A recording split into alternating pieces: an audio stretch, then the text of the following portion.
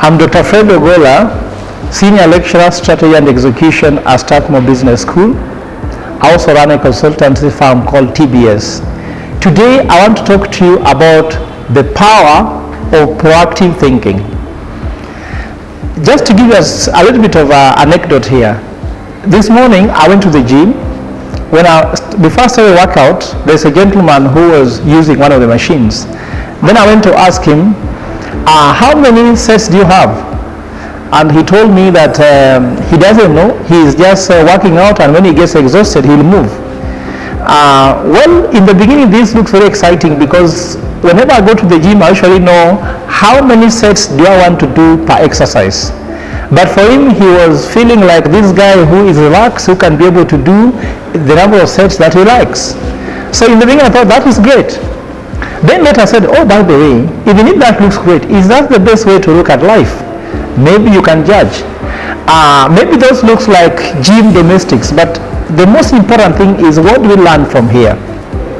As executives may be listening to me, or for example, if you're a businessman listening to me, or if you're just any other person who wants to achieve anything in your career listening to me, you may discover that being laissez-faire by saying, I will try and see what I can achieve does not help much. For instance, if you're an executive, you've just started your career, and in the process of starting your career, there are always very lucrative opportunities that can either make or break your career. For example, if you work to a company, and you know very well that you want to be a CEO one day, or that you want to be a CEO after so many years, let's say 5 years, you may discover that there are so many things that you may actually have to focus on, rather than if you go to work saying, I will just work and see how my career goes. Because if you just start working somewhere knowing that you'll see how your career goes, you may find that all distractions that can ever distract your career can actually overcome you. But if you know you want to be a CEO one day, you'll be working when you are highly focused. You avoid the things that can stop you from achieving the career growth you want, and focus on the things that make you be able to achieve the career growth that you're looking for.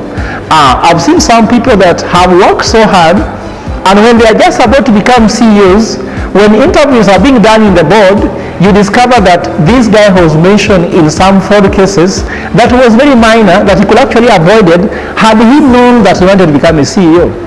Or maybe, for example, he did not take up certain jobs that were able to compromise his possibility of becoming a CEO. We've seen a very serious case even in the Vatican, where one of the cardinals, which was a front runner to become actually a pope if possible, had to answer to several questions which he did when he was still a bishop because of sexual abuse. So what I'm trying to say here is, when you have made up your mind that you want to achieve certain things in life, you avoid the things that can distract you. Let's say, for example, you're an entrepreneur, and you know very well you want to build your company to become a corporation. Forget about making it only become an SME.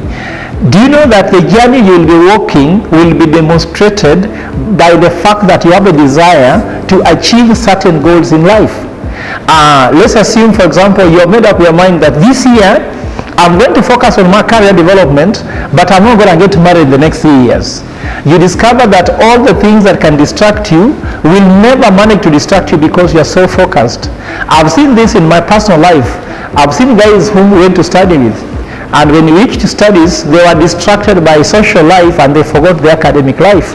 So the best thing I'm trying to state here is that if this young man who told me that he doesn't know how many sets he wanted to do before he leaves, he could have done less, or maybe he could have done more. But the point is that he had not made up his mind. So proactive thinking is about knowing exactly what you want to achieve, how you want to achieve it, and once you outline that, then you are able to focus your mind so that the distractions that come in life do not sway you away. Even if you are doing investments, you've known this year I want to invest on liquid assets, not on immovable assets, then you are not going to be swayed by people who want to sell you land, for example. You will be focusing on investing in areas that makes you more liquid rather than areas that just makes you have many assets but very less liquidity. So that is the reason why I say it's important to really have proactive thinking, because proactive thinking gives you what is called the power of a made-up mind. Thank you.